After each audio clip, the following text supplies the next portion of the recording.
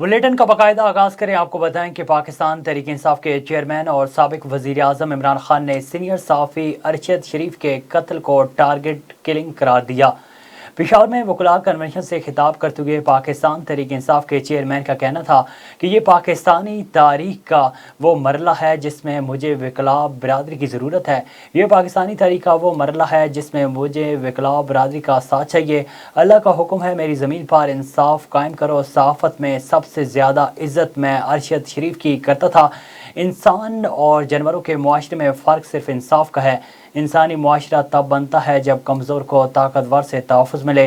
इंसाफ खुशहाली लेकर आता है। उन्होंने कहा कि जिस मुल्क में इंसाफ है वो खुशहाल है। ताकतवर चोरी करे तो NRO, कमज़ोर चोरी करे तो उसे जेल में भेज दिया जाता है। अरशद शरीफ हक और सच पर खड़ा होता था, ज़मीर का सौदा नहीं करता था। जब कौम अच्छाई और बुराई में फ़र्क करना ख़त्म करती है तो तबाह हो जाती है। अरशद शरीफ किसी माफिया को नहीं बख्शता था। अरशद शरीफ किसी माफिया को कभी उन्होंने नहीं बख्शा। जिहाद मुसलमानों पर फ़र्ज़ है। जिहाद में जब जुल्म का मुकाबला करते हैं, अरशद शरीफ को नामालूम नंबरों से धमकियाँ आईं। मुझे मालूमात आई कि अरशद शरीफ को मारने लगे हैं। अरशद शरीफ को कहा कि तुम मुल्क से बाहर चले जाओ। उनकी टारगेट किलिंग की गई।